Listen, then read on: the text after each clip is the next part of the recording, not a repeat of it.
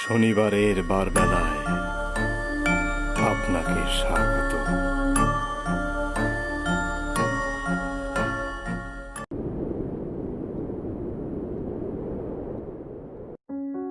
নমস্কার।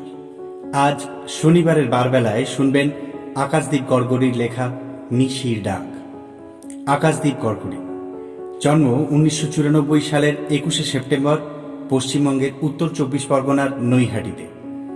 ইংরেজি সাহিত্য নিয়ে এমএ, কর্পোরেট জবের পাশাপাশি একটি শর্ট ফিল্ম প্রোডাকশন হাউসের সাথেও যুক্ত রয়েছেন। সাথে তাল মিলিয়ে চলেছে সাহিত্য চর্চা। লেখালেখির সূত্রপাত বার্ষিক স্কুল ম্যাগাজিনের ছোট গল্প থেকে। এরপর ফেসবুক জগতে আরও নানান ম্যাগাজিনে আত্মপ্রকাশ। তার লেখা বড় গল্প, ছোট গল্প, কবিতা প্রকাশিত হয়েছে বিভিন্ন সাহিত্য আর শারদীয়া পত্রিকায় এবং বেশ কিছু গল্প ও কবিতা সংকলনের গ্রন্থে। তার প্রকাশিত প্রথম উপন্যাসের নাম মিসিং লিংক। আজকের এই গল্পটি প্রাপ্তবয়স্কদের জন্য লেখা। ধূমপান স্বাস্থ্যের পক্ষে ক্ষতিকর, এতে ক্যান্সার হয়। লেখক গল্পের মধ্যে বাস্তবের মিল ফুটিয়ে তুলতে ধূমপানের উল্লেখ করেছেন। আমরা কোনোভাবেই ধূমপানকে সমর্থন করি না। শুরু হচ্ছে আকাশদীপ গড়গড়ির লেখা নিশির ডাক।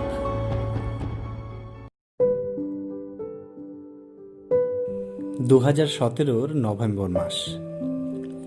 আগমনীর রেশ কাটিয়ে উঠতে না উঠতেই সমস্ত কলকাতা শহর মেতে উঠেছে সদ্য আগত হালকা শীতের আমেজে। দুদিন ধরেই আবার আকাশের অবস্থা ভালো নেই। মাঝে মাঝেই হঠাৎ হঠাৎ আকাশের বুক কাঁপিয়ে গুরু গুরু মেঘেদের সৈন্যদল আসন্ন যুদ্ধের প্রস্তুতি নিতে বিকট শব্দে গর্জন করে উঠছে।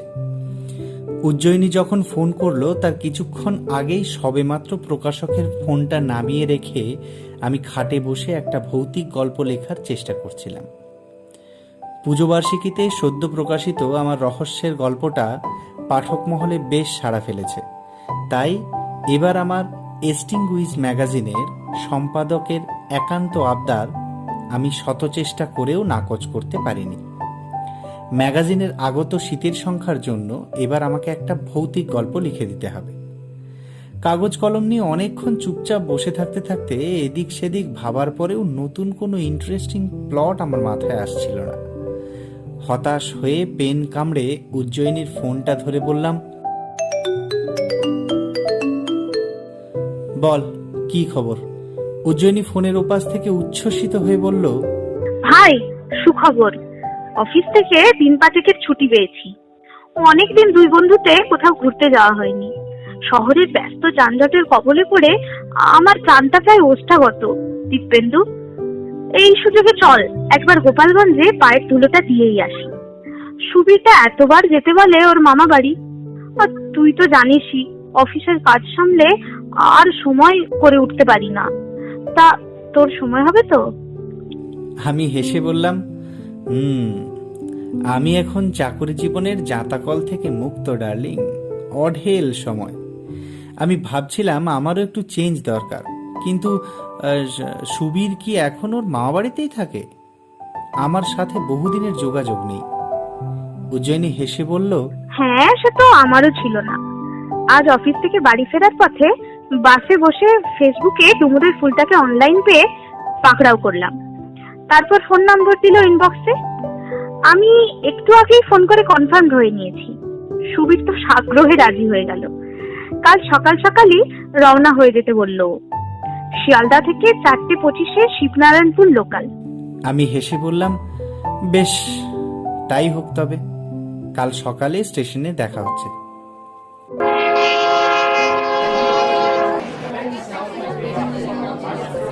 শিয়ালদহ স্টেশন থেকে ট্রেনে উঠে নদিয়া জেলার সীমান্ত ছুঁয়ে যখন শিবনারায়ণপুর স্টেশনে নামলাম তখন ঘড়ির কাঁটা 12টা ছোঁবে ছোঁবে করছে। পৌঁছতে লাগলো পাক্কা 3 ঘন্টা। সেখান থেকে ট্রেন পাল্টে 1:43 ধনঞ্জয়পুর লোকালে উঠে দেখলাম ট্রেনের এই বগিটা পুরোটাই বেশ ফাঁকা ফাঁকা রয়েছে। শুধু দরজার কাছে একজন বয়স্ক লোক বসে বসে আপন মনে গুনগুন করছেন। এদিকটায় আসা হয়নি প্রায় অনেক দিন। আগে যখন একটা প্রাইভেট কোম্পানিতে মার্কেটিং এর কাজ করতাম, তখন একবার কাজের সূত্রে এই লোকালে চাপতে হয়েছিল রঘুনাথপুর স্টেশনে যাওয়ার জন্য। এখান থেকে গোপালগঞ্জ পৌঁছানো আরও প্রায় ঘন্টা চারেকের মামলা। ট্রেনে উঠে একটা জানালার সিটে মুখোমুখি বসলাম আমি আর উজ্জয়িনী। আসার সময় দুজনেই প্রায় ফোন নিয়েই ব্যস্ত হয়েছিলাম, কথা বলার সুযোগটা হয়ে ওঠেনি। এবার উজ্জয়িনী হেসে ফোনটা পকেটে ঢুকিয়ে দিয়ে বলল, আহ, এদিকটায় আসতে পেরে বড্ড শান্তি লাগছে রে মনে। কি ফাঁকা আর দূষণমুক্ত পরিবেশ, দেখ চারপাশটায়। যত ভেতরে যাব না তত আরো ফাঁকা হবে, ঠান্ডাটা জাঁকিয়ে এনজয় করা যাবে কটা দিন, কি বলিস? আমি টুপিটা মাথার থেকে খুলে জানালা দিয়ে বাইরে তাকিয়ে বললাম, হ্যাঁ সত্যিই তাই। এই আচ্ছা, কিছু খেয়ে নেওয়া দরকার, এবার বড্ড খিদে পেয়েছে মাইরি। আমার কথা শেষ হতে না হতেই এক ঝালমুড়িওয়ালার দেখা পাওয়া গেল স্টেশনে। উজ্জয়িনী তাকে ডেকে দুখানা ঝালমুড়ি বানাতে বলল। ঠোঙা হাতে আসতেই ট্রেনের বগিটা বাঁশি দিয়ে নড়ে চলে গেল। আর প্রায় সঙ্গে সঙ্গেই ট্রেনের কামরাতে হলদেটে লেদার জ্যাকেটে আপাদমস্তক মোড়া এক সুদর্শন শক্ত সামর্থ্য ভদ্রলোক উঠে এলেন। মাথায় সিধে করা চুল, মুখে ফ্রেঞ্চ কাট দাড়ি, আর বাম গালে একটা মস্ত বড় আঁচল। উনি আমার একটা সিট পরেই বসলেন। চোখাচোখি হতে অল্প হাসলাম আমি। উজ্জয়িনী ঝালমুড়ি চিবোতে চিবোতে বলল, তোর রহস্য গল্পটা পড়লাম সেদিন অফিসের এক কলিগের থেকে। এক্সটিংগুইশ ম্যাগাজিনটা নেই, বেড়ে লিখেছিস তো। তোর আগমনী মাস্টারপিসটা কবে আসছে? আমি অল্প হাসার চেষ্টা করে বললাম, সেটা নিয়েই তো যত সমস্যা রে। প্রকাশকের আবদার রাখতে গিয়ে আমার আঙুল ফুলে কলা গাছ। এই কলকাতা শহরে ইউনিক ইন্টারেস্টিং ভূতের গল্পের ফাঁদ পাতার জন্য জম্পেশ কোনো প্লট মাথায় আসছে না। এত আলোর মধ্যে কি আর গা ছমছমে ব্যাপারটা অনুভব করা যায়? একটু ফ্রেশ এয়ার না পেলে মাথা খুলবে না। গ্রামের দিকে শুনেছি প্রচুর ইন্টারেস্টিং তথ্য পাওয়া যায়, তাই তোর প্রস্তাবে আর সম্মতি না করেই পারলাম না। ভাবলাম রথ দেখা আর কলা বেচা দুই হয়ে যেতে পারে। আমার কথা শুনে উজ্জয়িনী শব্দ করে হেসে উঠতেই আগন্তুক ভদ্রলোক আমাদের দিকে ঘাড় ঘুরিয়ে বেশ কম গমে গলায় বললেন, কে বলল কলকাতা শহরে গা ছমছমে কাহিনী নেই? কলকাতার আনাচে কানাচে লেগে আছে আধি ভৌতিক কণ্ঠ। তাদের অনুভব করার জন্য কি গ্রামগঞ্জে ঘুরে বেড়াতে লাগে? আমি একটু অদ্ভুত চোখে ভদ্রলোকের দিকে তাকিয়ে বললাম, কীরকম? ভদ্রলোক রিস্ট ওয়াচটা একবার দেখে নিয়ে বললেন, আপনারা যাবেন কোথায়? উজ্জয়িনী বলল, গোপালগঞ্জে আমাদের এক ওল্ড ফ্রেন্ডের বাড়ি। আপনি? ভদ্রলোক একটু এগিয়ে এসে সামনের সিটে বসে বললেন, গোপালগঞ্জ আমার ডেস্টিনেশন তো সেই স্টেশন। আপনাদের স্টেশন আসতে এখন অনেক সময় বাকি। যদি আপনাদের আপত্তি না থাকে, আমি আমার এক কাছের বান্ধবীর সাথে ঘটনার কথা আপনাদের বলতে পারি। আমি উৎসাহ নিয়ে বললাম, অবশ্যই, আমার তো বেশ কৌতূহলী হচ্ছে। ভদ্রলোক একটুক্ষণ চুপ করে চোখ বুজে থেকে কি যেন বলতে চান সেটাই যেন সাজিয়ে নিলেন মনে মনে। তারপর গমগমে গলায় বলতে লাগলেন, আমি খুব একটা গুছিয়ে কথা বলতে পারি না। আপনাদের কাছে তার জন্য আমি আগেই ক্ষমা চেয়ে নিচ্ছি। আমার সাধ্যমতো আমি আপনাদের সেই ঘটনা শোনাবার চেষ্টা করব। আজ আপনাদের যার সঙ্গে আলাপ করাবো, তার প্রফেশনের জন্য হয়তো আপনারা তাকে জাজ করতে পারেন, কিন্তু প্রত্যেক মানুষের তার পথ বেছে নেওয়ার আর সেখানে স্বাধীনভাবে বাঁচতে চাওয়ার অধিকার থাকে বলেই আমি মনে করি। সৃষ্টিগুহকে তাই আমি কোনোদিন আলাদা চোখে দেখিনি। প্রস্টিটিউট শব্দটায় তার ঘোর আপত্তি ছিল। ওর সততা আর আকর্ষণীয় ব্যক্তিত্বের জন্য সৃষ্টিকে আমি বরাবর একটা ভালো লাগার চোখেই দেখতাম। ধীরে ধীরে ইন্টারনেটের জগতে সৃষ্টি তার সেন্সেশন ছড়িয়ে দিতে থাকে। চড়াই উতরায়ের মধ্য দিয়ে কাটতে থাকে সৃষ্টির নতুন জীবন। তবে প্রত্যেক মানুষের জীবনে একটা বদল আসে হঠাৎ করেই। সৃষ্টির জীবনে ডিপ্রেশনের কারণ ছিল এই হঠাৎ করে আসা ঝোড়ো হাওয়ার একটা ধাক্কা। সে ধীরে ধীরে বুঝতে পেরেছিল এই হতদরিদ্র সমাজের কোনো নৈতিক মূল্য নেই। বেশ কিছু বছর পর সৃষ্টি হঠাৎ ওয়ার্ল্ড থেকে তার সমস্ত পেশাদার প্রমাণ সরিয়ে দেওয়ার জন্য একটা সাহসী সিদ্ধান্ত নেয় যে এবার সে সমস্ত অন্ধকার জগতের হাতছানি ছেড়ে একটা সুস্থ স্বাভাবিক জীবন যাপন করবে, নতুন সংসার পাতবে। এমন একটা সময় ছিল যখন বাধ্য হয়ে পেট চালাবার কারণে এই পথে তাকে আসতে হয়েছিল। পর্ন ইন্ডাস্ট্রি জয়েন করার আগে যখন সে নিজের ইচ্ছায় ফ্যাশন ডিজাইনিং পড়বে বলে তার মাকে সঙ্গে নিয়ে সিঙ্গাপুরে চলে আসে, তার কিছু পরেই বাপ হারা সৃষ্টি মায়ের থ্রোট ক্যান্সার ধরা পড়ে।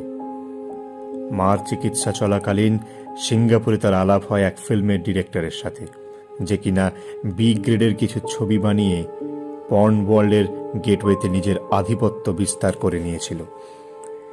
এই সমস্ত ছবির লিড অ্যাক্ট্রেস হিসেবে তার মায়ের চিকিৎসা চলতে থাকে সৃষ্টির যৌবনের বিনিময়ে। ভদ্রলোকের মুখোশ পরা ছদ্মবেশী নেকড়েদের যৌন তাড়নার খিদে মেটাতে মেটাতে এই পেশাদার শিল্পের সাথে আস্তে আস্তে গভীর পরিচয় হয় সৃষ্টির। পর্ন ইন্ডাস্ট্রির একটা নিয়ম আছে, এই প্রফেশনে একবার ঢুকে গেলে সেখান থেকে বেরিয়ে আসাটা খুব কঠিন। মায়ের মৃত্যুর পর একাকিত্বে ভোগা সৃষ্টি প্রচুর দ্বিধাদ্বন্দ্বের মুখোমুখি হয়ে কাটিয়েছিল এই সময়টা। তবে ধীরে ধীরে ইন্ডাস্ট্রিতে তার উন্নতির দিকে শকুনের লোভনীয় দৃষ্টি এসে পড়ে। তাকে ঘিরে তার সহ অভিনেতা অভিনেত্রীদের নতুন দল তৈরি হয়ে যায়, যারা এই নতুন চমকানো তারকাটিকে সম্পূর্ণভাবে সরিয়ে দিতে চাইছিল। দিন দিন সৃষ্টির যৌবনের চাহিদা বাড়তে থাকে, আর তার সাথে পাল্লা দিয়ে সেই অন্ধকার জগতে চলতে থাকে নোংরা রাজনীতির খেলা। যখন সে সাফল্যের শীর্ষে এসে পৌঁছেছে, এমন সময় তার জীবনে আসে আদিত্য মিশ্র, এক স্ট্রাগলিং বিজনেসম্যান। কলকাতা থেকে সিঙ্গাপুরে একটা কোম্পানির সেলস হেড। এক কলিগের বিজনেস পার্টিতে তাদের আলাপ হয়। গ্রিক দেবতার মতো আদিত্যের শরীরের খাঁজে খাঁজে জড়িয়ে পড়তে থাকে সৃষ্টির সৌন্দর্য। তার একাকিত্বের জীবনে আসে প্রেমের নতুন ছোঁয়া। যারা শরীর ছোঁয়ার পেশায় যুক্ত থাকে, তাদের মন ছোঁয়াটা কোনো সাধারণ প্রেমিকের কম্য নয়। আদিত্যর সাথে প্রথমে বন্ধুত্ব, তারপর একান্ত ঘনিষ্ঠতা গড়ে উঠতে থাকে সৃষ্টির। আদিত্যর সান্নিধ্যে সৃষ্টি মনে মনে নতুন নতুন স্বপ্নের প্রাসাদ করতে শুরু করে। হাজার চেষ্টা করেও তার শত্রুপক্ষ তাদের একে অপরের থেকে আলাদা করে উঠতে পারছিল না। সেই বছর ভ্যালেন্টাইন্স ডের দিন সৃষ্টি প্রথম প্রস্তাবটা দেয় আদিত্যকে। বিয়ে করার পর এবার তারা এই প্রফেশন ছেড়ে সাধারণ কোনো আয়ের ব্যবস্থা করে নতুন করে সংসার পাতবে। কিন্তু ইন্ডাস্ট্রিতে সৃষ্টির ডিমান্ড এতটাই হাই ছিল যে প্রডিউসাররা কিছুতেই সৃষ্টির এই খামখেয়ালি সিদ্ধান্তের সাথে মানিয়ে নিতে রাজি হলো না। রোজ রোজ বাড়তে থাকে অশান্তি, মানসিক চাপ। সৃষ্টি ধীরে ধীরে কাজে যাওয়া বন্ধ করে দেয়। তার ক্লায়েন্টদের কল সামলাতে না পেরে প্রডিউসাররা চাপ দিতে শুরু করে সৃষ্টিকে। সঙ্গে ফোনে আসতে থাকে নানান হুমকি। আদিত্য অনেকবার কথা বলে তাদের বোঝানোর চেষ্টা করেছে, তবে কোনো সমাধান সেও বের করে উঠতে পারেনি। ইতিমধ্যেই সৃষ্টির এক কলিগ তাকে একটি শিশু দত্তক নেওয়ার পরামর্শ দেয়। বায়োলজিক্যাল কারণবশত ওর মা হওয়াটা সম্ভব ছিল না, তাই এমতো প্রস্তাবে সৃষ্টির মনটা মা ডাক শোনার জন্য আকুল হয়ে পড়ল। সেদিন রাতে ঘুমিয়ে ঘুমিয়ে স্বপ্ন দেখল সে এক ফুটফুটে কন্যা সন্তান পা রেখেছে আদিত্য আর সৃষ্টির জীবনের নতুন অধ্যায়। কিন্তু সৃষ্টির মনে এবার একটা অন্য চিন্তা বাসা বাঁধল যে যেমন করেই হোক এখনই যদি সেই জগৎ থেকে বেরিয়ে আসতে না পারে, তাহলে তার সন্তানকে হয়তো এই প্রফেশনের জন্য অনেক সমস্যার সম্মুখীন হতে হবে। মনে মনে এক পাপ পথের যুদ্ধ যেন সৃষ্টির মনটাকে কুড়ে কুড়ে খেতে লাগলো। এর আগে অগুন্তিবার রিকোয়েস্ট করার পরও বিজনেস প্রফিটের কারণে সাইটের মালিক মিস্টার শুক্লা তার আগের সমস্ত নিউড ভিডিওগুলি সরিয়ে দেওয়ার জন্য অনুমতি দেয়নি, উল্টে আইনি মামলায় ফাঁসিয়ে দেওয়ার ভয় দেখিয়েছেন। সৃষ্টি ধীরে ধীরে বেঁচে থাকার মনোবলও যেন হারিয়ে ফেলতে থাকে। সে আবার নিঃসঙ্গতায় ডুবে যায়, অ্যান্টি অ্যাংজাইটি পিল নিতে শুরু করে। পরদিন বিকেলে আদিত্য সৃষ্টিকে নিয়ে যায় এক অনাথ আশ্রমে। বছর 10 লক্ষ্মী নামের এক ফুটফুটে মেয়েকে দেখে খুব পছন্দ হয় সৃষ্টির, কিন্তু সেখান থেকে বাড়ি ফিরে আসার পর সৃষ্টির মনে আবার সেই পুরনো সন্দেহটা উঁকি দেয়। সৃষ্টি শেষবারের মতন প্রডিউসারদের সাথে কথা বলার জন্য তাদের ডেকে পাঠায়। আদিত্য সেদিন বাড়িতে ছিল না, কাজের সূত্রে তাকে কলকাতা আসতে হয়েছিল। বাড়িতে আসার পর প্রডিউসার মিস্টার রোহিত শুক্লার সাথে সেদিন অনেক কথা কাটাকাটি হয় সৃষ্টির। মিস্টার শুক্লা যখন ওর সমস্ত অনুরোধ হেসে উড়িয়ে দিলেন, সৃষ্টি তখন ফিল্মের রঙিন জগতের আড়ালে আর কি কি নোংরা ব্যবসা চলে তা ফাঁস করে দেবে বলে হুমকি দেয় মিস্টার শুক্লাকে। মিস্টার শুক্লা তাকে প্রাণে মেরে দেবেন বলে শাসিয়ে সেখান থেকে চলে যান। 14 নভেম্বর সকালে আদিত্য বাড়ির দরজা খুলে সিলিং থেকে সৃষ্টির ঝুলন্ত দেহটা আবিষ্কার করে।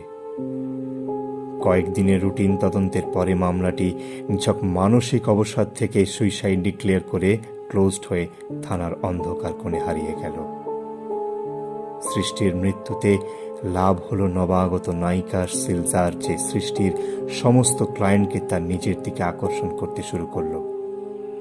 একটার পর একটা দিন কেটে যাওয়ার সাথে সাথে সবাই সৃষ্টিকে ভুলে যেতে শুরু করলো। সৃষ্টির শেষ ইচ্ছাটা পূরণ করেছে আদিত্য।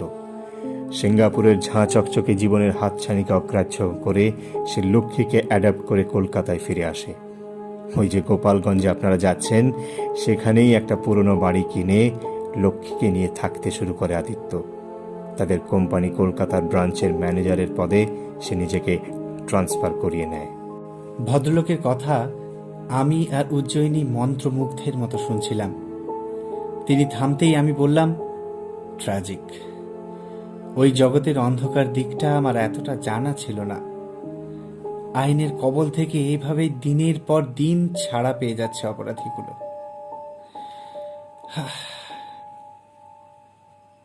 ভদ্রলোক অল্প হাসলেন।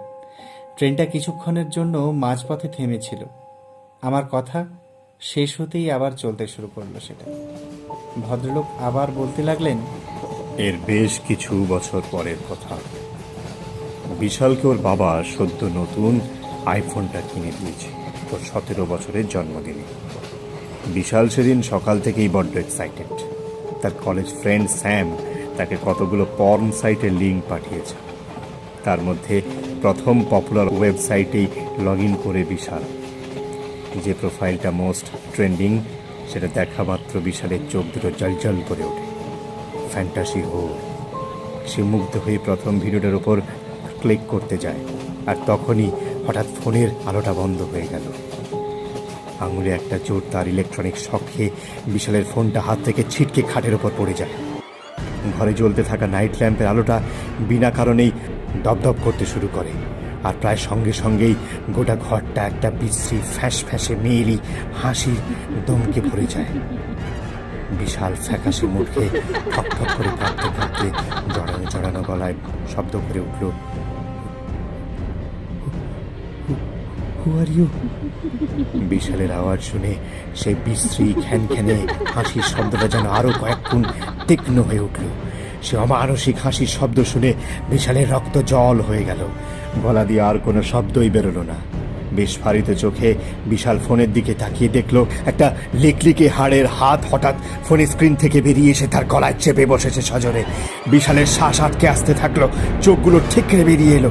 হাতের চাপের বাঁধন থেকে মুক্তি পাওয়ার জন্য তার সমস্ত শরীরটা কাটা পাঠার মতো ছটফট করতে লাগলো। মুখ লাল হয়ে এলো, হাড়ের আঙুলগুলো বিশালের ঘাড়ে চাপ বাড়িয়ে দেয়, আর তারপরে মাট করে তার সার্ভিক্যাল হাড্ডি চূর্ণ হয়ে যায়। একটা শেষ ঝাঁকুনি দিয়ে বিশালের সমস্ত শরীরটা নিস্তেজ হয়ে আসে। পরের দিন সকালে বিশালের ঠান্ডা বিকৃত লাশটা ওর বেডরুম থেকে আবিষ্কার করেন মিস্টার রোহিত শুক্লা। তিনি যখন তার ছেলের নতুন ফোনটি তার মৃতদেহের পাশে পেয়েছিলেন, তখন তিনি সেটা পরীক্ষা করতে গিয়েই সবিস্ময় দেখতে পেলেন যে তার ছেলেটি তার নিজের বিজনেস ওয়েবসাইটেরই হোম পেজে রয়েছে। এবং ব্রাউজারের হিস্ট্রি চেক করতে গিয়েই মনে একটা ধাক্কা খেলেন মিস্টার শুক্লা। ভয়ে তার মুখ সাদা হয়ে গেল। পাগলের মতো ফোনের স্ক্রিনে আজকের তারিখটা মিলিয়ে নিলেন তিনি। সেই দিনটাও আজকের মতোই 14ই নভেম্বর ছিল। তিনি সমস্ত ব্যাপারটা বুঝতে পেরে ভয়ে আর অনুশোচনায় শক্ত পাথরের মতো দাঁড়িয়ে রইলেন। তার নিজের কর্মফলের মাসুল দিতে হলো তার নিজের ছেলের প্রাণের বিনিময়ে। এই জিনিসটা যেন কিছুতেই তার হজম হচ্ছিল না। 3 বছর আগে যখন সৃষ্টি তাকে বারবার করে অনুরোধ করছিল সাইট থেকে তার সমস্ত ভিডিওগুলো মুছে ফেলার জন্য, মিস্টার শুক্লা তার কোনো কথায় কর্ণপাত করেননি। উল্টে তাকে মেরে দেওয়ার হুমকি দিয়েছিলেন। এরপর মিস্টার শুক্লা এই গিল্ড থেকে বেরোতে না পেরে মানসিক অবসাদে ভুগতে শুরু করেন। শোনা যায় গত বছরই 25শে ডিসেম্বরের রাতে নিজের 5তলা বিল্ডিং থেকে লাফিয়ে আত্মহত্যা করেন তিনি। সেটা আত্মহত্যা না খুন, সে নিয়ে বিশালের মতো তার বাবার মৃত্যু রহস্যটাও গোটা কলকাতার কাছে অজানাই থেকে গেছে। ভদ্রলোক থামলেন। আমার বুক ঠেলে একটা যেন হালকা নিঃশ্বাস বেরিয়ে এলো। আমি জানালা দিয়ে বাইরে তাকিয়ে দেখলাম আরশিপুর স্টেশন ছাড়িয়ে চলেছে ট্রেন ততক্ষণ। পরের স্টেশন গোপালগঞ্জ। ভদ্রলোকের কথা এমন তন্ময় হয়ে শুনছিলাম, কোথা দিয়ে যে এতটা সময় কেটে গেল বুঝতেই পারিনি। বাইরে আস্তে আস্তে সন্ধ্যা নামছে। আমরা 3 জন বাদ দিয়ে এই কামরায় কোনো চতুর্থ প্যাসেঞ্জার নেই। সেই বৃদ্ধ গায়কও এই কথার মাঝেই কোনো স্টেশনে নেমে পড়েছেন, সেটা আমরা কেউ লক্ষ্যই করিনি। আমার চোখের ইশারা বুঝতে পেরে মুখের উপর থেকে চুলের গোছাটা সরিয়ে ব্যাগটা পিঠে নিয়ে পা ছেড়ে উঠে উজ্জয়িনী জিজ্ঞেস করলো, সৃষ্টির ভিডিওগুলো তাহলে? ভদ্রলোক চুপ করেছিলেন। ওনার চোখের মণিতে যেন ট্রেনের জানলা দিয়ে আসা সূর্যাস্তের লাল আলো প্রতিফলিত হচ্ছে। গলা নামিয়ে উনি জবাব দিলেন, বিশালের অপঘাতে মৃত্যুর পরই ফ্যান্টাসি হর ওয়েবসাইট থেকে সৃষ্টির সমস্ত ভিডিও সরিয়ে দেওয়া হয়। ট্রেনটার গতি স্লো হয়ে এলো। আমরা উঠে পড়লাম। অনেকক্ষণ ধরেই আমার মনে একটা প্রশ্ন ঘুরপাক খাচ্ছিল। প্ল্যাটফর্মে পা রেখেই ভেতরের দিকে তাকিয়ে ভদ্রলোকের উদ্দেশ্যে সেটা ছুঁড়ে বসলো উজ্জয়িনী। আচ্ছা, মাফ করবেন, একটা কথা আমি ঠিক বুঝতে পারলাম না। সৃষ্টি আর বিশালের জীবনের এত ঘটনা এত নিখুঁতভাবে আপনি কি করে জানলেন? আপনার পরিচয়টা তো এখনো জানা হলো না। ট্রেনটা দুলে উঠলো আবার। ভদ্রলোক জোরে হেসে গলা চড়িয়ে বললেন, যাদের জীবনের ঘটনা তাদের মুখেই শোনা, তারা রোজ এখনো আমাকে তাদের কাহিনী শোনাতে আসে। অধমের নাম আদিত্য মিশ্র। ট্রেনটা তখন চলতে শুরু করেছে প্ল্যাটফর্ম ছেড়ে এগিয়ে যাওয়ার গতিতে। আমি এক ঝটকায় উজ্জয়িনীকে টেনে প্ল্যাটফর্মে নামিয়ে আনলাম। আমাদের হতভম্ব চোখের সামনে দিয়ে ভদ্রলোকের গলা যেন আস্তে আস্তে বহু দূরে মিলিয়ে যেতে লাগলো। আমি আর উজ্জয়িনী পরস্পরের মুখের দিকে চাইলাম। চারপাশটা প্রায় জনশূন্য। স্টেশনের উপর 2-1টা বন্ধ গুমটি চোখে পড়ল। সম্ভবত দোকান টোকান হবে। দূরে মিটমিট করে একটা ছোট্ট ঘরে একটু আলোর রেখা দেখা যাচ্ছে। সম্ভবত ওটাই স্টেশন মাস্টারের ঘর। হু হু করে ঠান্ডা বাতাস বইছে চারপাশে।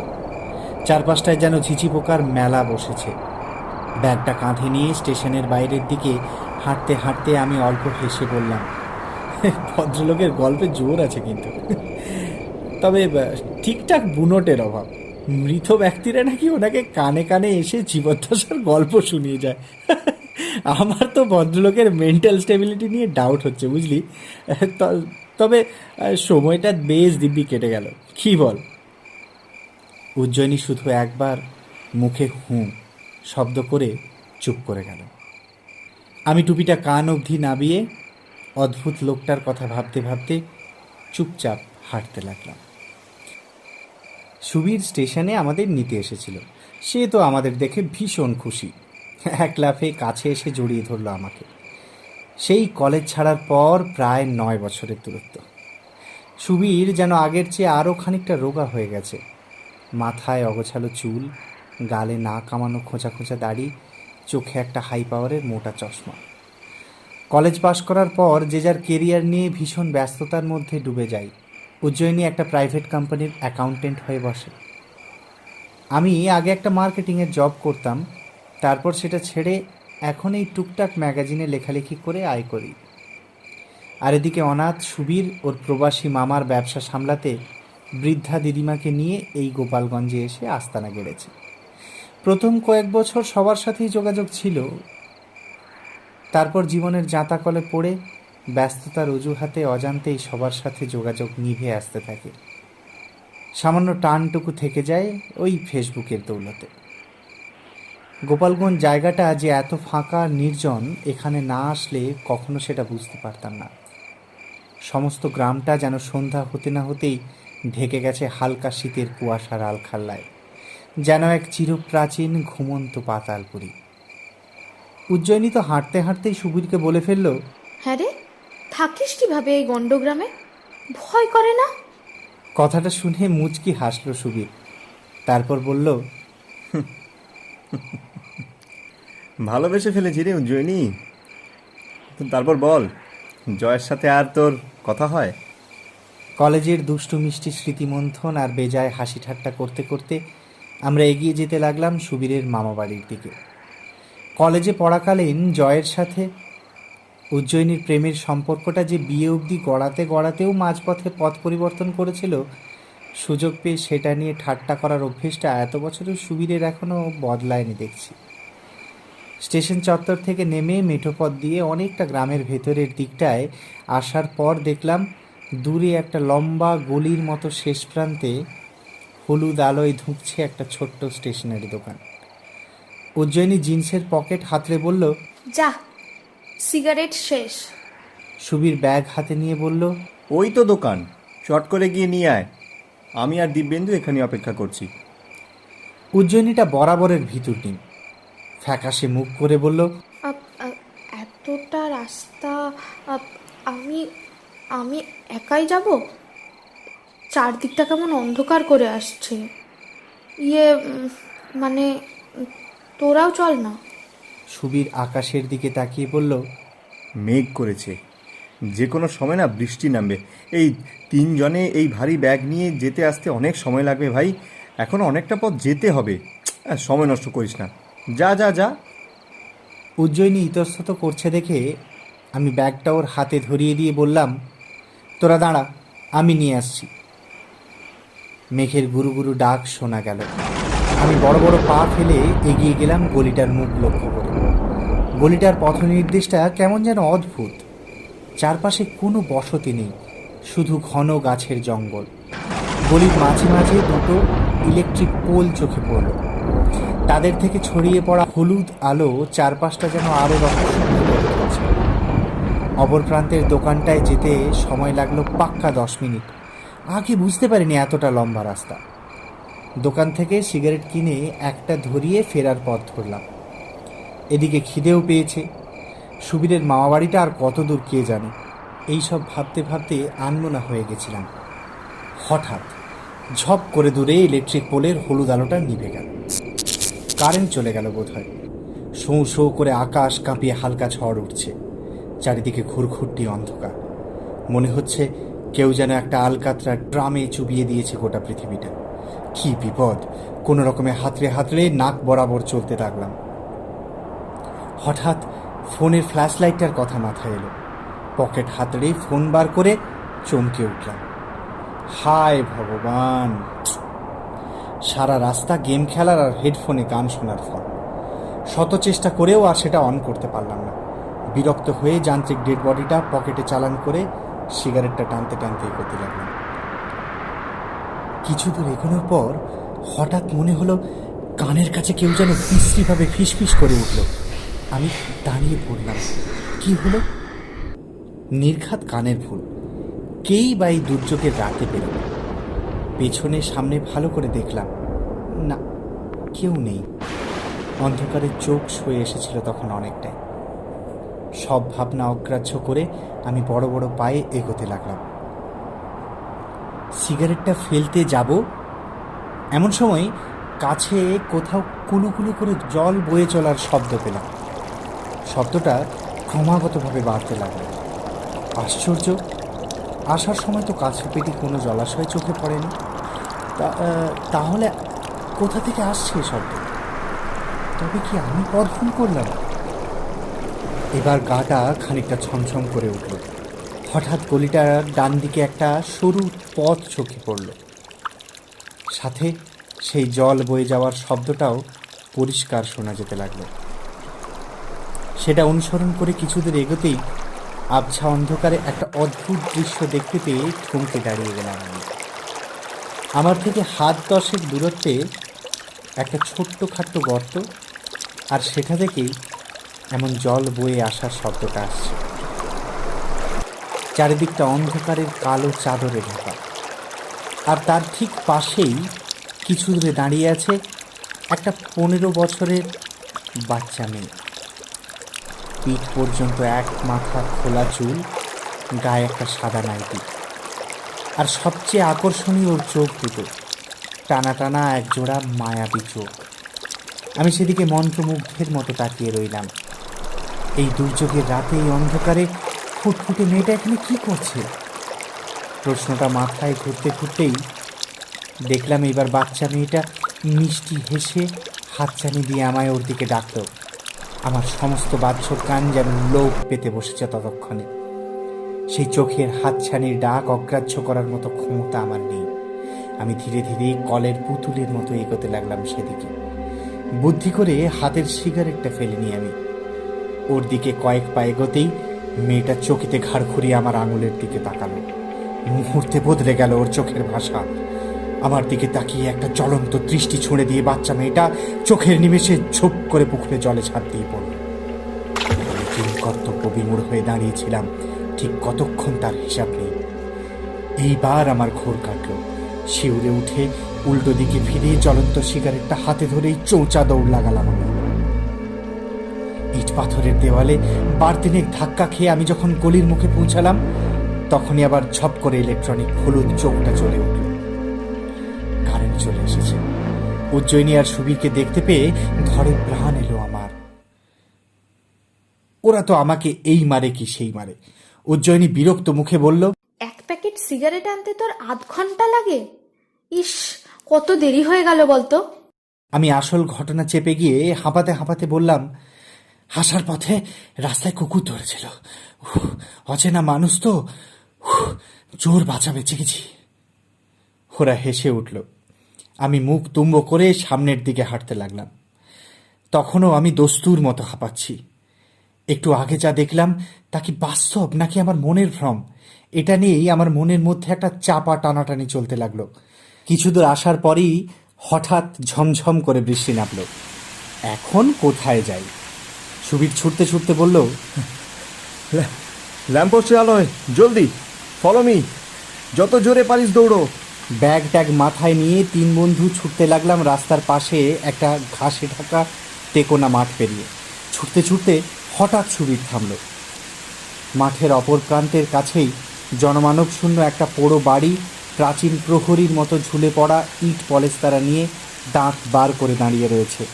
কোনো রকমের বৃষ্টিতে মাথা বাঁচিয়ে একটা ভেঙে পড়া দালানে ঠাঁই নিলাম আমরা। বাইরে অন্ধকার আর বিদ্যুৎ চমকের মধ্যে চলতে থাকলো বৃষ্টির তাণ্ডব, সাথে পাল্লা দিয়ে বাড়ছে মেঘের গুরু গর্জন। সুবীর একটা সিগারেট ধরিয়ে বলল,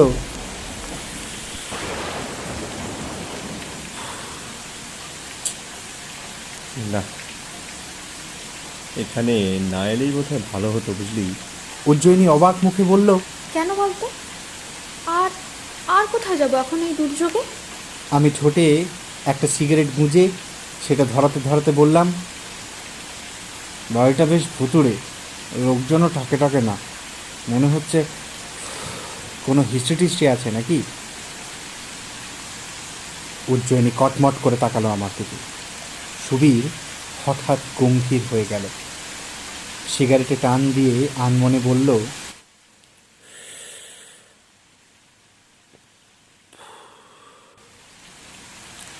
হুম,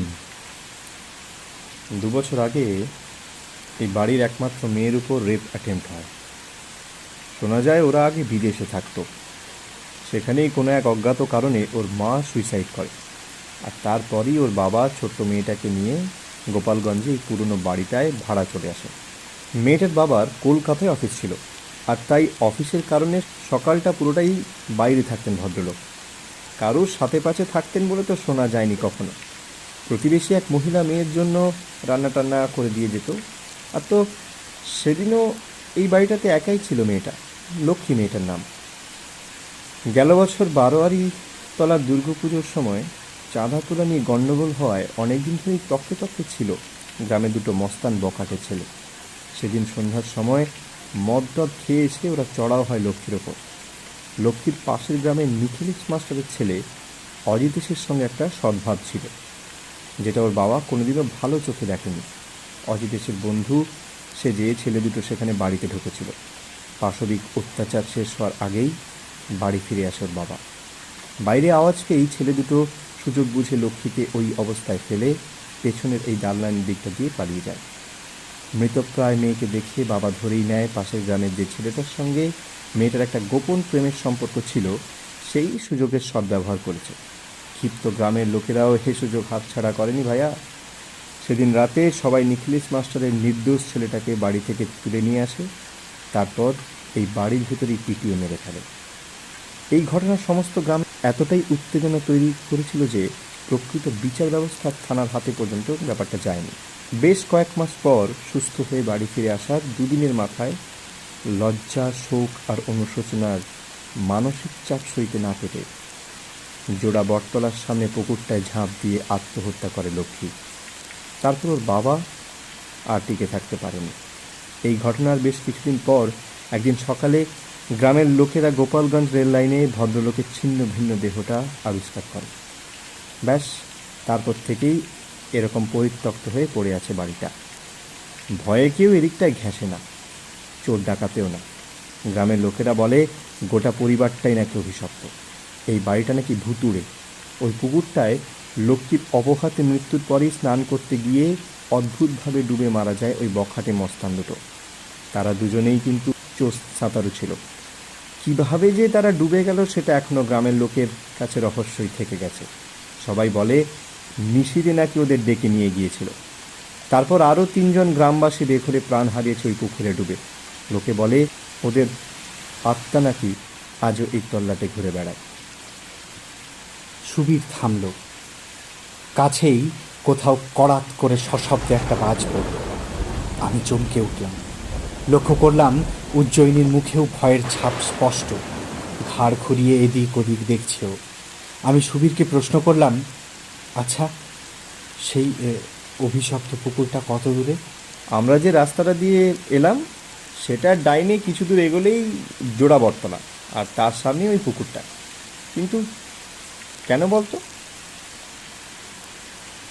না, এমনি বললাম আমি। আচ্ছা, বাই এনি চান্স লক্ষ্মীর বাবার নাম কি আদিত্য মিশ্র ছিল?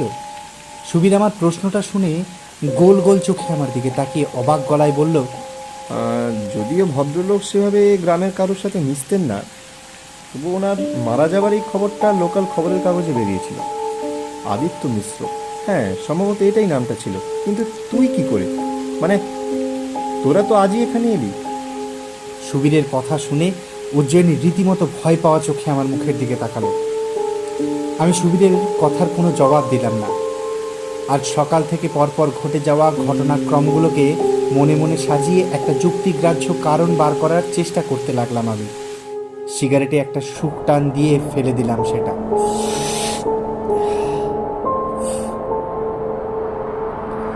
একদমক ঠান্ডা হাওয়া শোঁ শোঁ করে কানের পাশ দিয়ে বয়ে গেল আমাদের। আর তারপরেই হঠাৎ যেন আমার কি একটা হলো। সমস্ত শরীরটা একবার মাথার থেকে পা পর্যন্ত কেঁপে উঠেই মাথাটা প্রচণ্ডভাবে দুলতে লাগলো, শরীরটা ভারী হয়ে উঠল। আমি টলতে টলতে বললাম, সুবীর, উজ্জয়িনী, শরীরটা খারাপ লাগছে। বলতে বলতেই চোখের সামনেটা অন্ধকার করে এলো আমার। ঘোরের মধ্যে দেখলাম আমার চারপাশটা নীলচে আলোয় ভরে গেছে।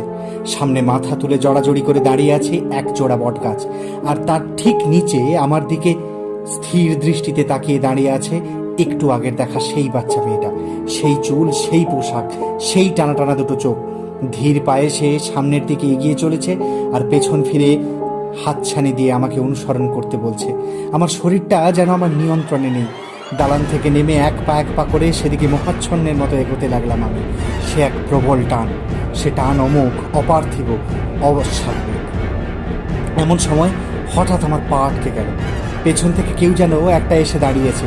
একটা শিরশিরে শীতল অনুভূতির স্রোত আমার শির দাঁড়াবে বিদ্যুৎ বেগে নেমে গেল।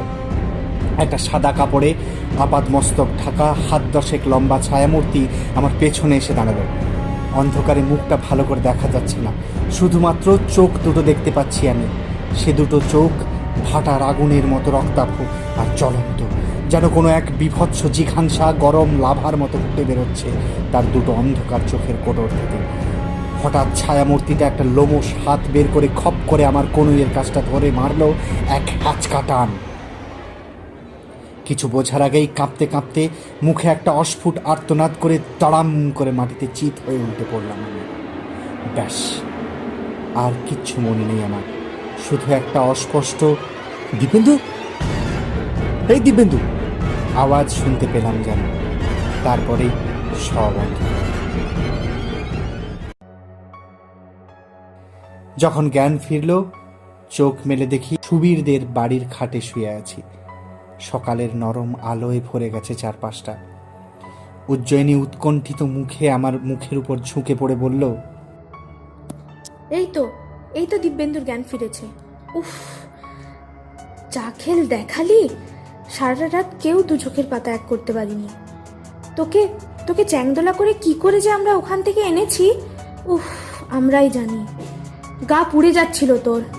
সুবীরের দিদিমা রাতে তোকে আগুনে দা সেকে নুন পুড়িয়ে কোনো রকমে খাওয়ালো।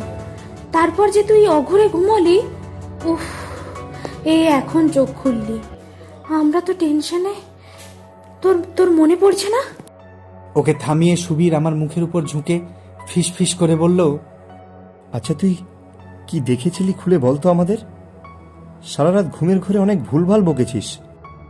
আমি কিছুটা ধাতস্থ হয়ে কাল সকাল থেকে ঘটে চলা যাবতীয় ঘটনা আস্তে আস্তে খুলে বললাম ওদের। শুনে খানিকক্ষণ চুপ করে রইল সুবীর। তারপর বলল, জোর বাঁচা বেঁচে গেছিস ভাই। এর আগে আরো 5 জন ওই পুকুরে ডুবে মরেছে। এ হলো নিশির ডাক। আর কাকে দেখেছিলি বললি? উঁচু লম্বা পুরুষ তো একজন, উনি আমাদের রক্ষাকর্তা রে। উনি কে তা আমরা কেউ জানি না, কিন্তু ছোট্ট থেকেই দেখে আসছি আমাদের যে কোনো বিপদে আপদে উনি বরাবর সাহায্য করেছেন। দিদিমাও বলছিলেন কাল, এ যাত্রায় যদি উনি না থাকতেন তাহলে ওই অশুভ শক্তি ওকে টেনে নিয়ে গিয়ে সোজা পুকুরে ফেলে চুবিয়ে মারত। জোর বাঁচা বেঁচে গেছিস ভাই। উজ্জয়িনী ভয়ার্ত মুখে শিউরে উঠে বলল, উফ, কি কি সাংঘাতিক। এই দিনের আলোয় সব শুনে হঠাৎ যেন সাহস বেড়ে গেল আমার। সুবীরের এইসব উদ্ভট কথা শুনে এত দুর্বলতার মধ্যেও আমার খুব জোর হাসি পেল। হাসতে হাসতে বললাম, ধুর, তোরা পারিসও। এই ডিজিটাল যুগে ভূত প্রেত আত্মা নিশি ওসব আবার হয় নাকি? আরে ওসব কিছুই না। কাল অতটা জার্নি করে এসেছি তো, খিদেও পেয়েছিল, তাই এমন দুর্যোগের রাত, টেনশন, বিস্তর ছুটোছুটি, আর ট্রেনের ওই অদ্ভুত আগন্তুক ভদ্রলোক আর তার ভূতের গল্প সব মিলিয়ে গ্যাস ট্যাস মাথায় উঠে ওইসব কল্পনা ভুলভাল দেখেছি আমি। দুর্বল শরীর থেকে দুর্বল মন, আর কিছু না। দে তো গামছাটা দে দেখি, ভালো করে স্নানটা সেরে আসি। সুবীর অপমানে লাল হয়ে মাথা নিচু করে রইল। উজ্জয়িনী তেতে উঠে বলল, দেখ দিব্যেন্দু, সব ব্যাপারে ইয়ার্কি করিস না। কাল তোকে কিভাবে যে আমরা। আমি হাত জোড়ো করে বললাম, প্লিজ ভাই, বড্ড খিদে পেয়েছে, স্নানটা করে আসি। বলে আমি মুখে একটা সব জানতা আত্মতুষ্টির হাসি হেসে ওদের দুজোড়া হতবাক চোখের সামনে থেকে দরজা খুলে বাইরে এলাম। বাথরুমে এসে জামা কাপড় খুলে তোয়ালে জড়িয়ে খানিকটা জল মুখে ছেটালাম। আহ, বড় শান্তি! কি ঠান্ডা জল! সুবীরটা যেন এই গ্রাম্য পরিবেশের সাথে মিশে আজকাল বড্ড কুসংস্কারগ্রস্ত হয়ে গেছে। কাল যা যা আমি দেখেছি বা শুনেছি সেসব আমার চোখের আর মনের ভুল ছিল। মনে মনে বেজায় হাসি পেল আমার।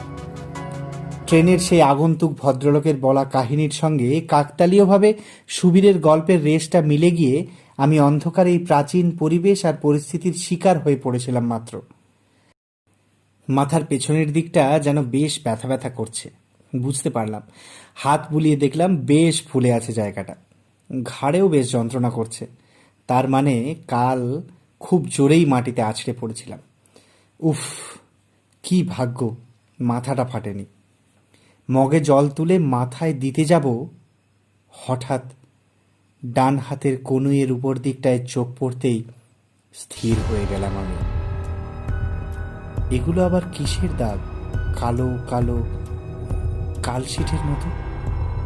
ভালো করে দেখেই প্রচণ্ডভাবে চমকে উঠলাম। স্পষ্ট বোঝা যাচ্ছে 5টা লম্বা আঙুলের মতো ছাপ। হাত গ্রিপ করে শক্তভাবে ধরলে ঠিক যেমনটা চামড়ায় রক্ত জমাট হয়ে দাগ পড়ে, ঠিক সেই রকম।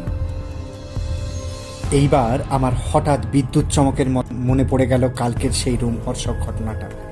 সেই ভয়ানক লম্বা ছায়ামূর্তিটা তো আমার হাতের ঠিক এইখানটাই ধরে টান বেড়ে মাটিতে ফেলে দিয়েছিল আমায়। তাহলে কি সব সত্যি? আর ভাবতে পারলাম না আমি। মাথার ভেতর সবটা গুলিয়ে যেতে লাগলো। কি এক অজানা আতঙ্কে আমার সারা শরীর শিউরে উঠল যেন। আমার ঠান্ডা হাতের অবশ হয়ে আসা আঙুলের বাঁধন পিছলে জল ভর্তি মগটা সশব্দে বাথরুমের মেঝেতে আছড়ে পড়ল। বাথরুম থেকে বেরিয়ে এসে আমি ঘরে ঢুকে সামনের মোড়াটার উপর বসলাম। সামনের ছোট্ট কাঠের টেবিলটার উপর আমার চায়ের কাপটা রাখা, সেটার থেকে এখনো ধোঁয়া বেরোচ্ছে। উজ্জয়িনী আর সুবীর চা খেতে খেতে আমাকে নিয়ে নিজেদের মধ্যে আলোচনা করছিল। আমি টেবিল থেকে চায়ের কাপটা তুলে সেটায় চুমুক দিয়ে বললাম,